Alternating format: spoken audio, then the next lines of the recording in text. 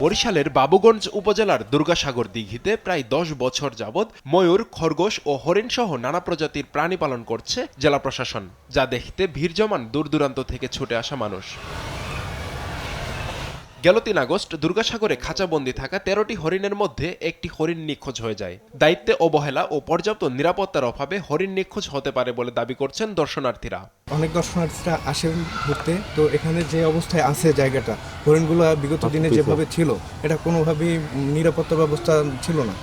এখানে আরও নিরাপত্তা ব্যবস্থা বাড়ানো উচিত। কর্তৃপক্ষই বলতে পারবে আসলে আসলে এই জিনিসগুলো কোথায় যাচ্ছে বা কোথায় গায়েব হচ্ছে, দায়বদ্ধ কর্তৃপক্ষ। সিসি ক্যামেরা তো নাই, সিসি ক্যামেরা তো এখন দেখা যায়, আগে ছিল এখন তো নাই।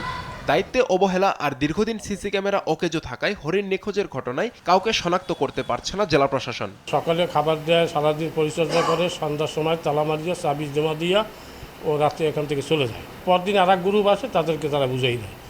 ওই বুঝাইতে গিয়ে দেখছে যে হরিণ একটি নাই। তো এই পর্যন্ত আমরা জানি এবং ঊর্ধ্বতন কর্তৃপক্ষের জানাই তাৎক্ষণিক, এবং আমি নিজে এবং সাথে জামাল স্টাফ তাকে নিয়ে আমি থানায় যাই, জিডি এন্ট্রি করি।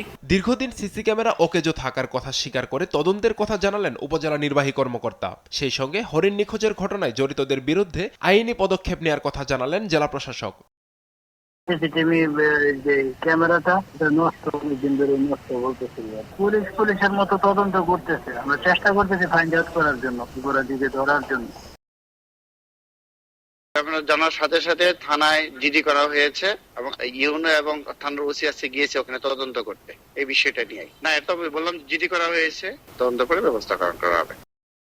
দুর্গাসাগর পর্যটন কেন্দ্রে পালিত প্রাণীদের প্রতি আরও দায়িত্বশীল হওয়ার আহ্বান দর্শনার্থীদের। আব্দুল আল মারুফ, নিউজ ডেস্ক, দেশ টিভি।